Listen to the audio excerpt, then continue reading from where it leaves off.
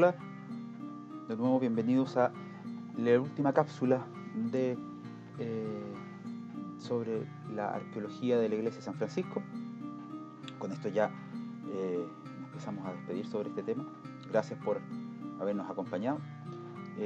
Y hoy día les voy a contar un poco de qué es lo que nos decían los hallazgos que fuimos encontrando.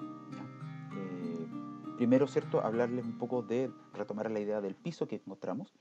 Si ustedes se fijan, este piso estaba hecho de ladrillos, esto está acá arriba, esto fue lo que nosotros encontramos. Y si ustedes se acuerdan, una de las fotografías que yo les mostré de cómo podría haber sido la iglesia, el piso del convento de la iglesia de San Francisco en Santiago también tiene esta idea de un pasillo enladrillado, ¿cierto? Y de hecho, en excavaciones que han hecho colegas, ¿cierto?, en la iglesia de San Francisco, en distintos proyectos de investigación, en la misma iglesia de San Francisco en Santiago, han encontrado un piso que es muy similar al, al que nosotros tenemos en Penco, lo que nos hace pensar que probablemente lo que nosotros encontramos, lo que nosotros excavamos, eh, tiene que ver con esta parte de la iglesia, con el convento, más que con la iglesia en sí mismo, más con el lugar donde se realizaban las ceremonias religiosas, estábamos en el convento, ¿ya? Lo mismo por el hecho de que encontrábamos comida, ¿ya? Creemos que estábamos en un lugar de cocina, ¿cierto? En un lugar donde se preparaban, o por último se botaban los restos de los alimentos, ¿ya? Eh, lo otro que contarles, ¿cierto? Lo que les decía en la cápsula anterior, de que nos llamaba la atención de que encontrábamos piso, después otro piso y después la base. Era raro.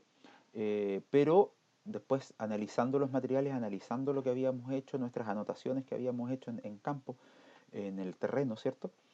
Nos dimos cuenta, y eso sumándolo con la historia de la iglesia, nos fuimos dando cuenta que en verdad nosotros siempre pensábamos que habíamos excavado una iglesia, pero la verdad es que no, la verdad es que excavamos tres iglesias, porque hay que recordar que esta iglesia en este lugar fue construida y levantada y destruida por terremotos en varias oportunidades.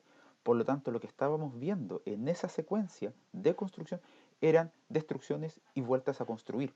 ¿Ya? Por eso encontrábamos tantos pisos y espacios con tierra entre medio de los pisos y fundaciones y ladrillos dispersos. Entonces, todos esos ladrillos colapsados pensamos que podrían haber sido parte de un muro o de alguna otra estructura que se cayó y quedó en esa forma. ¿Ya? Entonces, en verdad, no estábamos excavando una iglesia, estábamos excavando por lo menos tres, ¿ya? Tres construcciones de la misma iglesia. Sobre los materiales, retomar un poquito, ¿se acuerdan que yo les decía que esto era un típico, fragmentos típicos de un frasco de la época? Bueno, esta sería más o menos la forma. Hay distintas formas, pero son frascos alargados que les permitía a los boticarios guardar, eh, guardar polvos ahí. Esto sumado a los materiales quirúrgicos que nosotros encontramos, ¿cierto?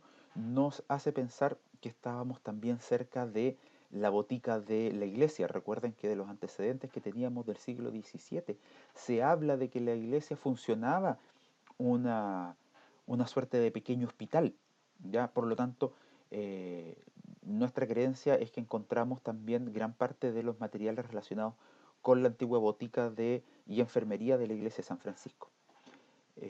Sobre la cerámica de factura prehispánica, es esta que está acá, esto también se han encontrado en excavaciones en otros contextos coloniales, ¿cierto? Es muy común seguir encontrando cerámica de factura colonial eh, en sectores en sectores ocupados durante la colonia. ¿Por qué? Porque la gente siguió manteniéndose, los pueblos, la gente que vivía ahí antiguamente, siguió manteniéndose en estos sectores, ya sea eh, como fuerza de mano de obra forzada a través del sistema de encomienda o intercambiando esos materiales. Por lo tanto, ellos mantuvieron su tradición de hacer las cosas tal como la venían haciendo hace eh, ya varios años, incluso sus eh, eh, abuelos, ¿cierto? Padres, sus ancestros, ¿cierto? Que vivían ahí antes de la llegada de los españoles. Por eso fue bastante lógico encontrar esta cerámica de factura prehispánica. Sobre la mayólica, estas más o menos son más o menos piezas que se han encontrado en distintos sectores de Valdivia, donde hay colegas que han hecho excavaciones por allá y de nuevo calza muy similar a los estilos, ¿cierto?, decorativos que nosotros vemos aquí, son parecidos a los acá, y también aquellos que no tienen decoración también son bien parecidos eh, en su término. Por lo tanto, estamos frente a un contexto colonial claro, acotado, ¿cierto? Y con características también propias, como sería lo de la botica, ¿ya? De nuevo, tenemos resultados de los primeros análisis, pero antes de pasar a eso, retomar la idea de los materiales quirúrgicos. Esto sería un escarificador y esto sería un desangrador, ¿ya? Que eran materiales que están descritos en compendios de cirujanos de la época colonial, y en otros lugares de Chile y en Chile también, que estaban dentro del instrumental que ellos ocupaban, ¿ya? Ahora, esto viene la parte un poco nueva de lo que se ha hecho, ¿cierto? Dar cuenta de los avances de la investigación.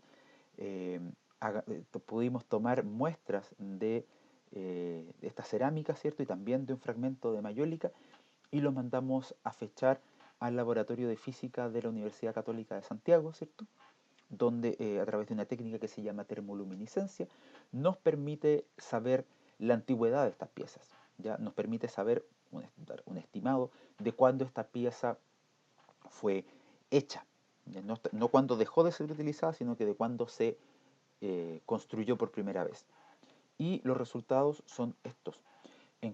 Tenemos una cobertura espacial ya fechada que va desde 1475 hasta 1775. Esto nos calza muy bien con la historia ocupacional de Penco. Esta, eh, esta fecha de 1475 nos habla incluso de una ocupación prehispánica anterior a la llegada de los españoles en la zona. Si ustedes se fijan, la ciudad, y si ustedes se recuerdan, ¿cierto? La ciudad de Concepción en Penco se funda en 1550 y tenemos fechas de 1475.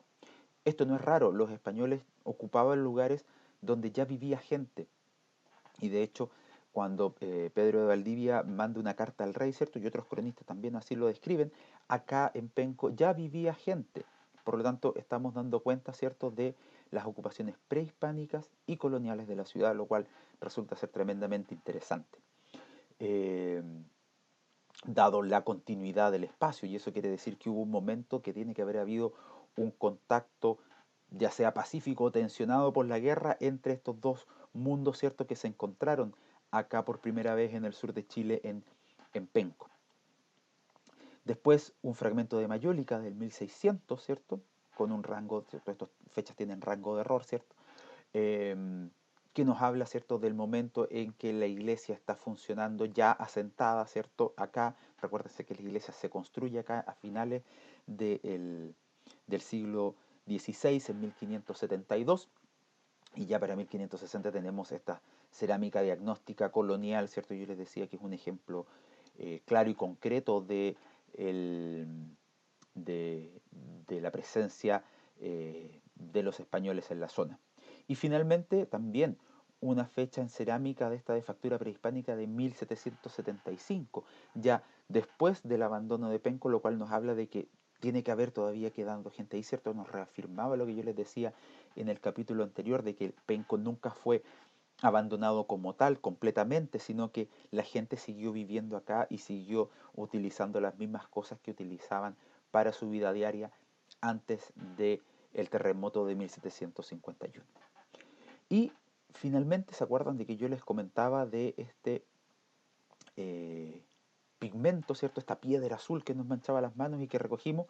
Bueno, gracias a los amigos eh, del Laboratorio de Arqueometría de la Universidad de Tarapacá, ellos amablemente nos analizaron esta muestra de manera gratuita y gracias a sus estudios, ¿cierto? De estudios microscópicos que ellos hacen, pudieron determinar que se trata de un pigmento que se denomina azul de Prusia.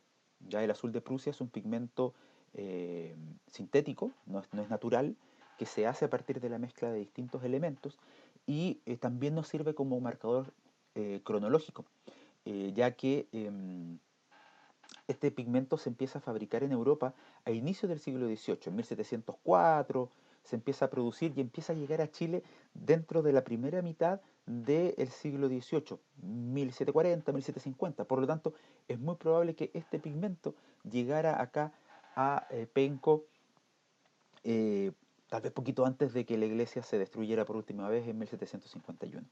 ¿Para qué servía el pigmento azul? El pigmento azul servía para hacer pinturas y se ocupan así en contextos religiosos para hacer cuadros, para hacer decoraciones de esculturas. Los mantos de la Virgen se tiñen con pigmento azul y también para hacer tinta de los libros donde los antiguos sacerdotes y monjes hacían sus manuscritos. Por lo tanto, de nuevo nos calzaba con toda la información de este contexto colonial. Este también es importante, este pigmento, porque se han detectado estos pigmentos en el norte de Chile, pero hasta donde sabemos, hasta lo que hemos revisado, y si hay alguna colega por ahí que vea esto y tiene algún dato y me quiere ayudar, bienvenido, sería el primer pigmento de este tipo que encontramos en el sur de Chile. Por lo tanto, es tremendamente importante, ya que nos habla, ¿cierto?, también de cómo era la vida en la iglesia y que también probablemente la iglesia haya podido tener cuadros, esculturas, ¿cierto?, o libros que no hemos encontrado todavía y que esperamos encontrar. Eh, ¿Qué sigue? Obviamente seguir excavando, nuestro interés está en seguir excavando en la iglesia de San Francisco. Ya elevamos un permiso nuevamente al Consejo de Monumentos Nacionales, el cual se encuentra aprobado, y vamos a empezar a hacer las excavaciones, pero producto de la pandemia nos resulta eh, imposible hacer. Continuar con los análisis, todavía tenemos muchos análisis que realizar, los materiales son muy abundantes y también pensábamos empezar a hacer estos análisis en profundidad durante este primer semestre. Eh, Lamentablemente se vio impedido, pero es algo que vamos a retomar ojalá en el segundo semestre y seguir haciendo estas actividades de difusión en cualquier plataforma eh, que podamos ocupar, tanto presencial cuando podamos encontrarnos y también virtuales como es este caso. ¿Ya? La idea de este proyecto es siempre que retribuya a la comunidad de Penco en particular y a toda la gente interesada en la arqueología y en la historia colonial de Penco y Concepción. Por lo tanto, nosotros estamos dispuestos a realizar charlas cuando podamos o materiales de difusión, ¿cierto? Que estén al servicio de la comunidad de Penco.